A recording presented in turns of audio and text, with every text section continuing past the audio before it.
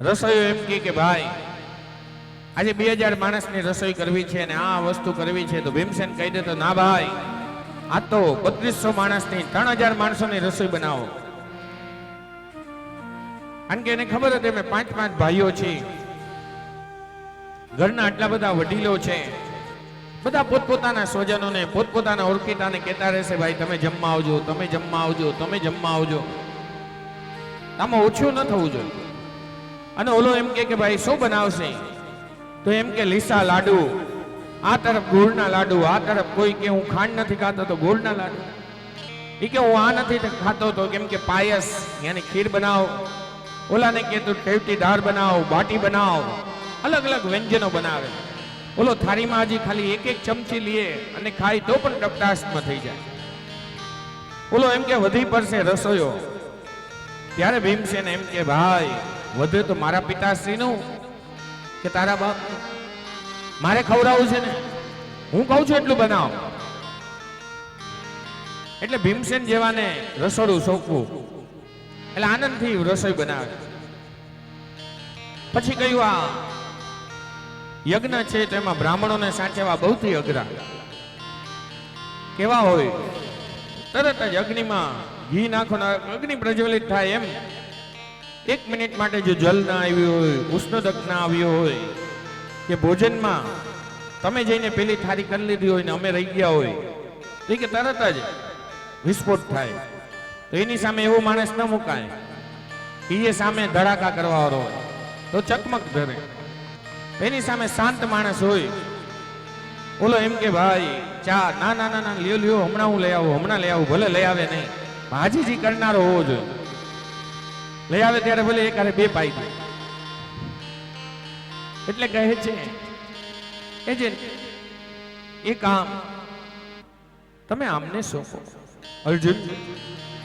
પછી કહે છે નકુલો દ્રવ્ય સાધના, અને બહારનો જે વહીવટ હોય ખરીદી કરવાનો કોને સોંપવો, જે નિર્ણય શક્તિ વાળો હોય. અહીંથી તમે પોપૈયું લેવા મોકલી હોય સંભારામાં, શાક માર્કેટ જાય સુભાષ માર્કેટ અને કે પોપૈયું નથી, અહીંયા ઓલો રાહ જોતો હોય, એમને 12 વગાડી દે. વાં નિર્ણય લેનારો હોય કે ભાઈ માં પોપૈયાનો સંભારો કરવો જ ખાલી. તો ભાઈ પોપૈયું નથી મળતું તો કોબી લઈ લ્યો, કોબી નથી મળતી ગાજર લઈ લ્યો, તો આ લઈ. નિર્ણય શક્તિ વાળો હોય અને શીઘ્ર આવનારો હોય, રસ્તામાં ઉભો ના રહી જાય માવો ખાવા. એટલે કહે છે નકુલો દ્રવ્ય સાધના, એને શોભો. પછી કહે છે સદૈવ, એને પૂજામાં બેસાડે. કારણ કે સદૈવ એકદમ બ્રાહ્મણોને કંઈ કહેવું ન પડે કે શું કરવું શું નહીં, એની રીતે કરતા જ રહે. ઉને ખાલી મંદોચ્ચાર કરતા રહેવાના. અને સદૈવને જ્યોતિષનો આશીર્વાદ મળ્યો હતો.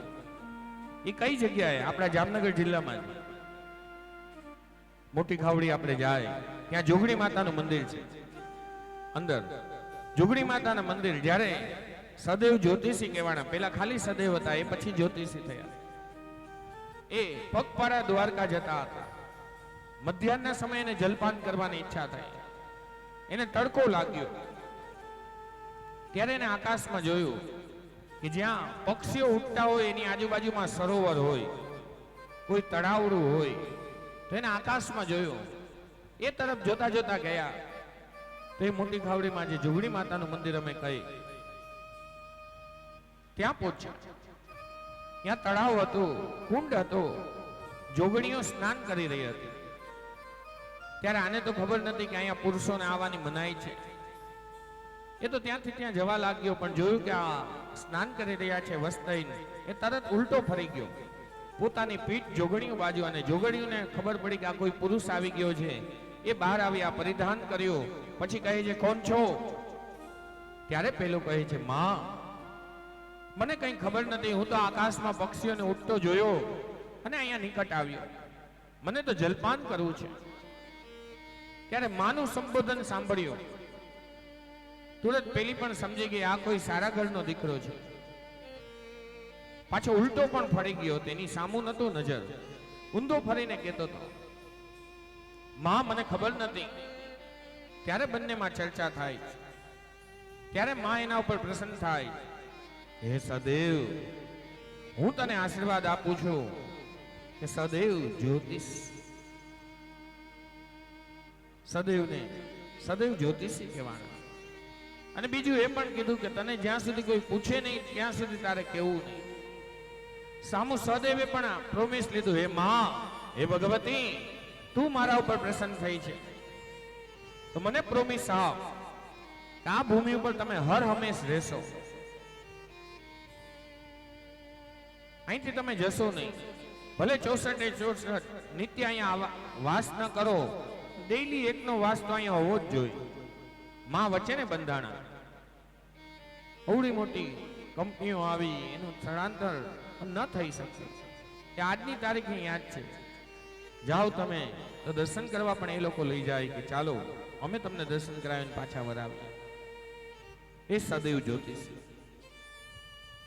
સદૈવ ને ત્યાં કામ સોંપ્યું. પછી કહે છે, હવે આટલું બધું થયું, આટલા બધા મહેમાનો આવશે, આટલું બધું અર્થ હશે. ત્યારે કૃષ્ણને પેલા હિસ્સા હતા, હે કૃષ્ણ, તું શું કામ કરીશ? હવે તું કઈ ભગવાન નથી, હવે તો તું ફૈબાના ઘરે ભત્રીજો થઈને આવ્યો છો. સકુટુંબ 56 કોટી યાદવ બનીને આવ્યા હતા. એ કહે છે કોઈ કઈ કામ નહીં કરે, એ હું કરીશ. ત્યારે કહે છે અંતિમ કામ પતરાવડા ઉપાડવાનું. જમીને જ્યારે ભૂદેવો ઉભા થાય, સ્વજનો ઉભા થાય, કારણ કે એને ખબર હતી તો હું એક આ કામ કરીશ તો મારી આજે પાછળ અવડી મોટી સેના છે, 56 કોટી, અને આ 3 લાખ માણસો બેઠા હશે, ઓલો એકલો ઉપાડી નહીં શકે. અને જોયું કે ભગવાન ખુદ ઉપાડી રહ્યા છે તો એની અષ્ટપત્રાણી 16,108 પત્રાણી, એના દીકરાઓ, એના છોકરાઓ બધા પતરાવડા ઉપાડવા માંડ્યા. એક જણું ઝાડુ પોછું કરવા લાગ્યા, તરત જ બીજી પંગત બેસી જાય. ભગવાને પ્રતીતિ કરાવી, સમાજનું જ્યારે મોટામાં મોટું કામ હોય ત્યારે સમાજનો જે મોટામાં મોટો મોભી હોય એને સમાજના હરેક પ્રસંગોમાં આગળ પડતું રહેવું જોઈએ. અને જ્યારે જ્યારે કામ પડે ત્યારે એમ નહીં કે હું આ સત્તા ઉપર છું, હું તમારી સાથે છું.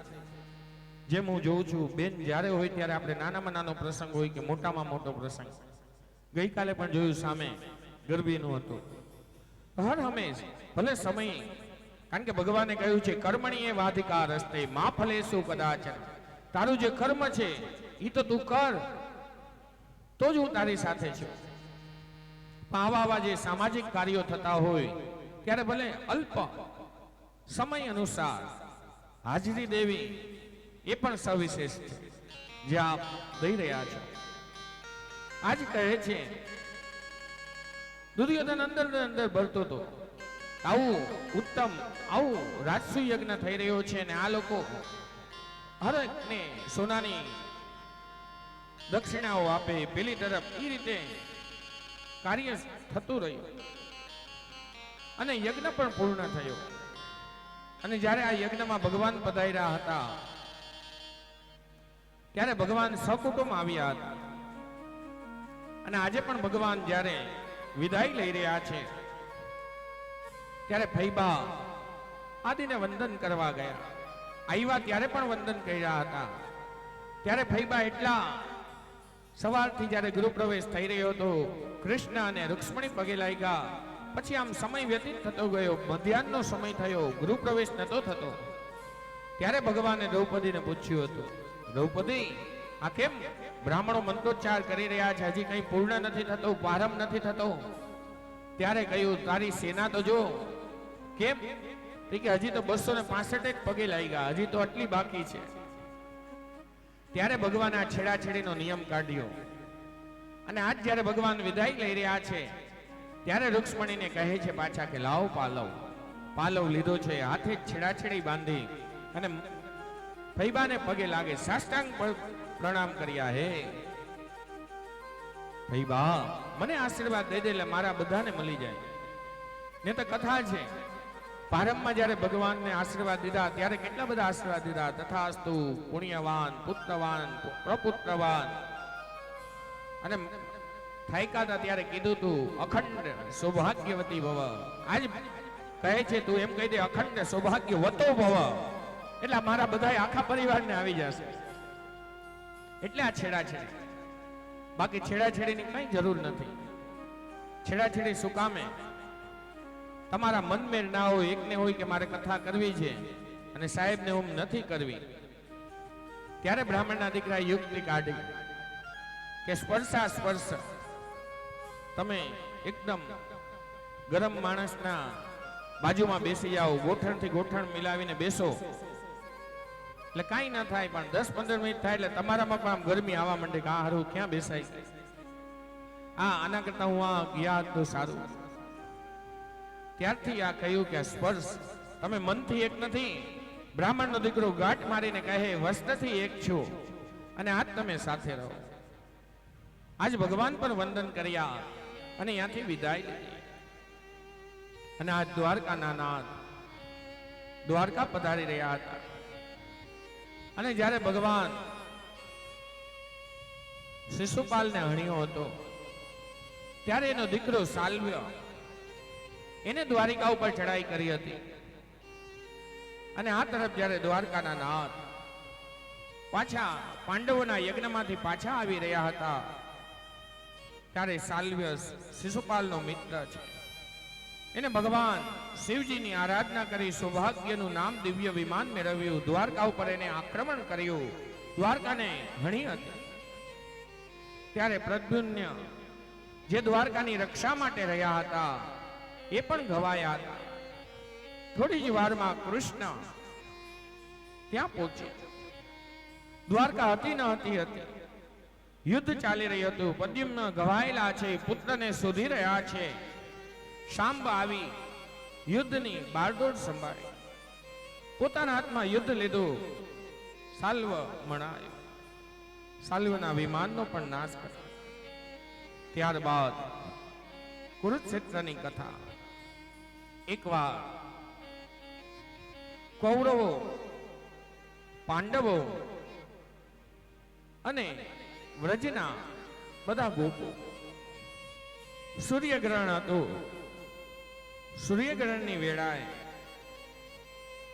એ બધા ત્યાં ભેગા થયા હતા.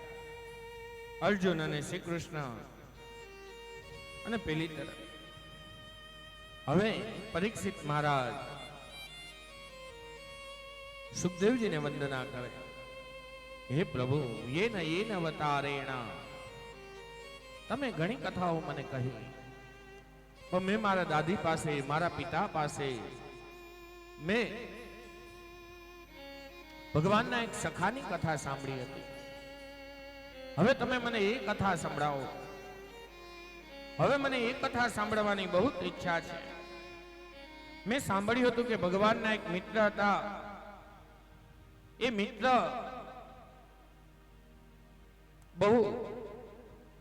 એ બંનેમાં બહુ સારી મિત્રતા હતી. એ કથા મને સાંભળવી છે. ત્યારે આ સુખદેવજી મહારાજ પરીક્ષિતને કહે છે, વૈયાન એક સતે પ્રશ્ન, તારો પ્રશ્ન બહુ ઉત્તમ છે, માન દેવા લાયક છે. આજ તે બહુ ઉત્તમ પ્રશ્ન મને કર્યો. ચાલ હું તને ભગવાનના મિત્રની કથા કહું. કૃષ્ણસ્યાતે સખા કશ્ચિ બ્રાહ્મણો બ્રહ્મવિત્તમઃ વિરસ્ત ઇન્દ્રિયાર્થેષુ પ્રશાંતાત્મા જીતેન્દ્રિયઃ. 10મો સ્કંદ 80મો અધ્યાય અને 6થો એનો શ્લોક. સુખદેવજી શું કહે છે? કૃષ્ણ સ્યાતિ સખા કશ્ચિત બ્રહ્મણો બ્રહ્મવિત્તમઃ. એક એમના મિત્ર હતા અને કેવા હતા? બ્રહ્મનિષ્ઠ હતા, જીતેન્દ્રિય હતા અને પાછા દ્વિજશ્રેષ્ઠ હતા. ભલે ઘણા ઉદ્બોધક, ઘણા લેખકો, ઘણા કવિઓ પોતાની કથાને રસપ્રદ કરવા માટે એમ કહેતા હોય કે એક ગરીબ બ્રાહ્મણ હતો. આ સુદામા ગરીબ ન હોય, જેના ઘરે ગાયત્રીનો મંત્ર જાપ થતો હોય, જેનું સ્મરણ દ્વારકાનો નાદ કરતો હોય, એ મારો વાલો ગરીબ ન હોય. આ તો કથાને રસપ્રદ કરવા માટે આપણે કથાઓમાં એનું પાત્ર એવું રજૂ કર્યું. અત્યારે આપણે લોકો આંખ બંધ કરીએ તો આપણને એમ જ લાગે કે ભાઈ વાંકો વળી ગયો હતો, હાથમાં લાકડી હતી, માથે મુંડન હતું, ધોતિયું અને ઉપસ્તા પહેર્યું હતું, કરતો કરતો એક બ્રાહ્મણ, દુખી બ્રાહ્મણ આવી રહ્યો હતો. આવું ચરિત્ર હંમેશા આપણે સાંભળ્યું છે. આ સુદામા કેવો હતો? દ્વિજ શ્રેષ્ઠ, બ્રાહ્મણોમાં શ્રેષ્ઠ, જીતેન્દ્રિય અને પાછો સત્યવાદી અને બ્રહ્મને જાણનારો, વિરક્ત હતો, મહાજ્ઞાની હતો, પાછો પવિત્ર હતો. કૃષ્ણ નો એ સખા હતો. ભગવાનની નવધા ભક્તિ, એમાં ભગવાને જે સખાપદ આપ્યું છે એ ખાલી એક સુદામાને, સુદામા સિવાય કોઈને એને સખાપદ નથી આપ્યું. ગમે એટલી તમે ભક્તિ કરી લ્યો, આપણે ભગવાનની ભક્તિ કરીએ એમ કહી આ મારો ભગવાન, આ મારો નાથ, હું આના નારિયેળ ફોડ્યા વગર કઈ કામ નથી કરતો. પણ જ્યારે આપણો ગુરુ, આપણો ઈષ્ટ એમ ત્યાં બેઠા બેઠા એમ કહે કે ભાઈ પેલો જામનગરમાં રહેનારો ચુડાસમા એ મારો, આપણે અહીંયા રહેતા હોય ને આપણી જ જ્ઞાતિમાં પોરબંદરની અંદર છાયા, આ પણ પોરબંદરનો સુદામા, અને આપણે દેવું ભગતનું પણ જન્મસ્થાન જોવો તો પોરબંદર છાયાની અંદર થયેલું. એ દેવું ભગત વહાં બેઠા બેઠા એમ કે ના, જામનગરમાં મારો દીકરો આટલું કાર્ય કરી રહ્યો છે, એને હરખ થાય. એટલે પોરબંદર નગરી એવી છે. અને આજ પોરબંદર નગરી એમાં સુદામા રહે. અને સુદામાની પત્નીનું નામ શું? સુશીલા. સુદામા અને સુશીલાનો ગ્રહસ્થ સંસાર એવો ઉત્તમ હતો.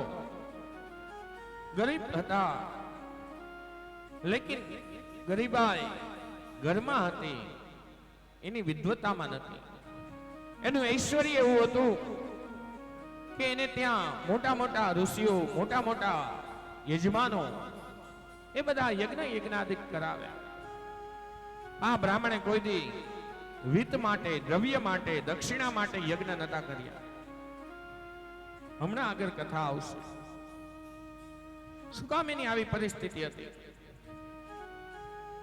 કારણ કે લાકડા વીણવા માટે, પોતે સમિધા લેવા માટે કૃષ્ણ, બલરામ અને સુદામા જ્યારે જંગલમાં જાય છે, જેમ આપણે કાલ વરસાદ આવ્યો એમ રાત્રિના એકદમ વરસાદ આવે છે સંધ્યા સમયે, અને રાત્રિના પાછા નથી આવતા, વૃક્ષ ઉપર ઉભા રહે છે, સમિધા એઠી કરેલી હોય છે.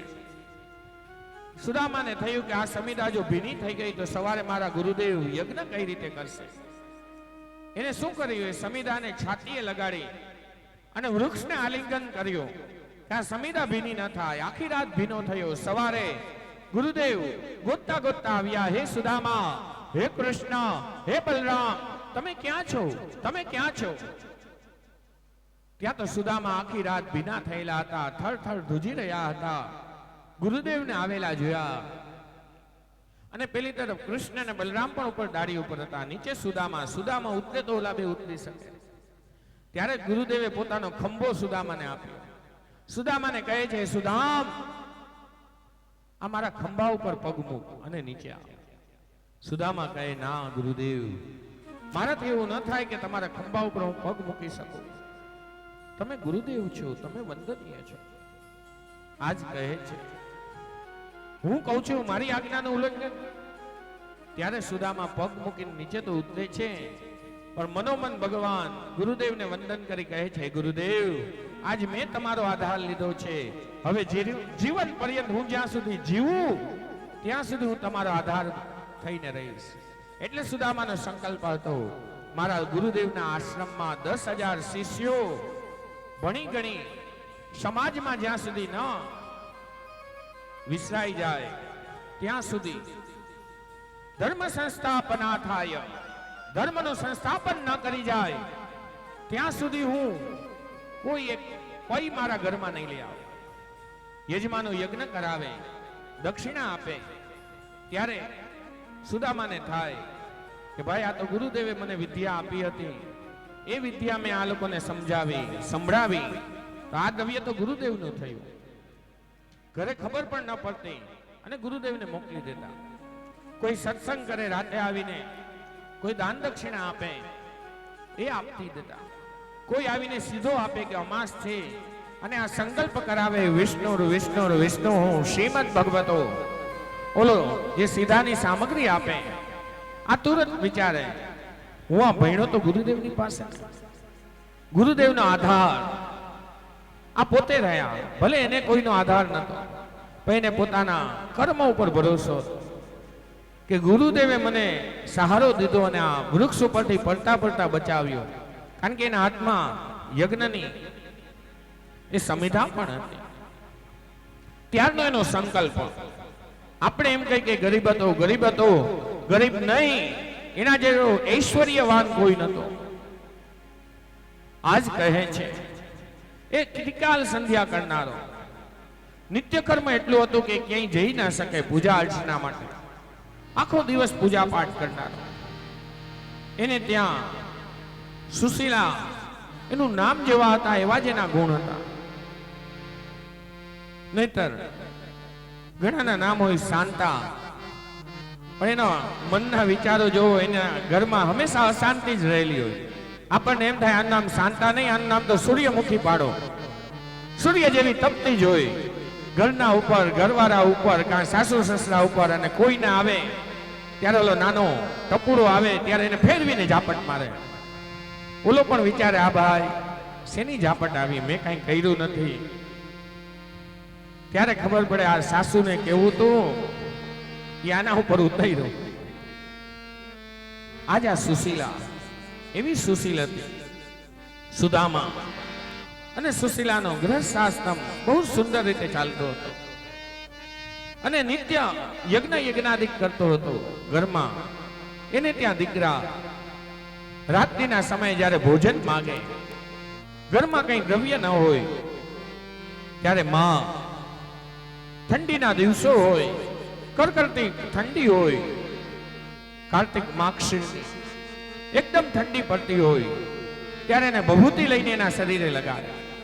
એટલે આપણા સદાશિવ કૈલાસમાં રહેનારા ભભૂતિને નાગા બાવાઓ જોવો તો ભભૂતિ લગાડેલા હોય, એનાથી એની ત્વચાને રક્ષણ મળે, ગરમી મળે, ગરમાવો મળે. આજ છોકરાઓ આવીને કહે માં કઈ ભોજન ના. પેલા તો છોકરાઓને એમ હતું કે હમણાં માં આપશે, હમણાં માં આપશે, એમ કરતા કરતા સુઈ જતા. આશામાં ને આશામાં માં પણ વિચારે મારી કેવી કરુણા, તો પણ પોતાના પતિને કોઈ દી ફરિયાદ નથી કરી કે તમે જલ્દી જાઓ ભોજનિયા લઈને આવો, કોઈ દી નહીં. ઊંચા સ્વરે તો ઠીક, મનોમન પણ નતું કીધું. એ સુશીલા વારંવાર આપણે ત્યાં થોડુંક એવું થાય તો તું મેં થઈ જાય, કીધું તું ને ભૂલી ગયા. એમાં જો તમે બેનને કઈક પૈસા આપી દીધા 1000 2000, ત્યાં તો એમ થઈ જાય ઓહો લાખો આપી દીધા. આજ આ માં ભૂખી દીકરાઓને પણ ભૂખી સુરાવે, એની દશા જોઈ આજ માને થયું. સુદામાને કહે છે સુદામ, હે નાથ, આપે કથામાં કહ્યું છે ને કનૈયો બહુ પ્રેમાળ છે, તમે એકવાર એના દર્શન કરવા જાઓ, એકવાર જાઓ પ્રભુ. અને પત્ની કોને કહેવાય? જે તમને એમ કે ચાલો આપણે વિશ્વનાથ જાય, ચાલો આપણે ઓલા તીર્થ ક્ષેત્રમાં જાય. સુદામા ના કરે, માન મનાવ્યા, કાંઈ આપણે માગવું નથી, તમે જાઓ ખાલી દર્શન કરવા જાઓ. સુદામાને તૈયાર તો કર્યો. સુદામા કહે છે હું જાઉં એક જ શરત ઉપર, હું ખાલી હાથ ન જાઉં. હે પ્રિય, મને કઈ ને કઈ દ્રવ્ય હોય તો હું જાઉં, કારણ કે નિયમ છે દેવ દ્વારે યાની મંદિરે, ગુરુદેવ પાસે, પછી માતા પિતા પાસે, પછી હોસ્પિટલમાં કોઈને મળવા જાવ ત્યારે ફલ આદિ લઈને જવું. ગયા પછી ના પૂછું કે તારે કયો જ્યુસ પીવું, લાવું લઈ આવું, પેલા જ લઈને જાવ. એટલે હોસ્પિટલમાં પણ લખ્યું હોય મળવાનો સમય 5 થી 7. ઘણા આપણા બુદ્ધિજીવી હોય અને અંદર જે સૂતા હોય એ જ આપણી હોસ્પિટલમાં જોજો મળવાનો સમય જૂનીમાં ઘણા લોકો મોં કાઢી નાખે. નડવાનો સમય, ઓલો બીમાર હોય જઈને એમ કહેવાય નાના તારે સારું થઈ જશે હમણાં થોડાક દીમાં, ત્યાં જઈને આપણે પોક માંડીએ, ભાઈ તારા જેવું મારા પાડોશીને થયું હતું, આમ જ એનો પગ ઓલો થયો હતો ને પડ્યો ડાયાબિટીસ વધ્યું ને અંદર ગેંગ્રીન થઈ ગયું ને પગ કપાવો પડ્યો. બોલો કે ભાઈ તું આના કરતા ન આવ્યો હોત તો સારું. એવું નહીં, જ્યાં જાઓ સમય અનુસાર વર્તન કરો. આજે આ સુદામ કહે છે પ્રિય હું જાઉં સહી, કોઈ ના કોઈ દ્રવ્ય આપો. આની પાસે કઈ નતું, આજુબાજુમાં પાડોશમાં જાય, બ્રાહ્મણોના ઘર હતા, તાંડુલ મળ્યા યાની પૌવા, એની પાસે વસ્ત્ર પણ નતું. ત્યારે એને 7 ટુકડા વાળું એક કપડું, 7 ઠીગડા વાળું રેસા વાળું ભેગું કર્યું. એમાં એ 2 મુઠ્ઠી પૌવા મૂક્યા છે, એની પોટલી વાળી છે. અને સુશીલા આવી પતિદેવ પાસે આ તરફ એ લઈને તો આવી, સુશીલાને કોઈના દ્વારે ન જવું એવી પ્રતિજ્ઞા હતી. પણ આજે પતિદેવને દ્વારિકા મોકલવા માટે થઈ એ ત્યાં ગઈ. ત્યારે કવિએ પણ ગાયું છે, કવિ પણ ગાય. પેલા એ આપણે લઈ લઈએ, પછી આપણે આગળની કથામાં પ્રવેશ કરીએ.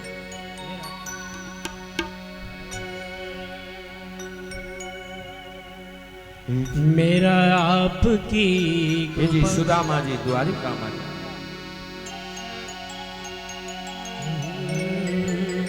સુદામા જી દ્વારિકામાં જાય છે, સુદામા જી દ્વારિકામાં જાય છે. જુઓ સુદામા જી દ્વારિકામાં જાય છે રે, જુઓ સુદામા જી દ્વારિકામાં જાય છે. એના મનનો મેરામણ છલકાય છે રે, મનનો મેરામણ છલકાય છે રે, જુઓ સુદામા જી દ્વારિકામાં જાય છે રે, જુઓ સુદામા જી દ્વારિકામાં જાય છે.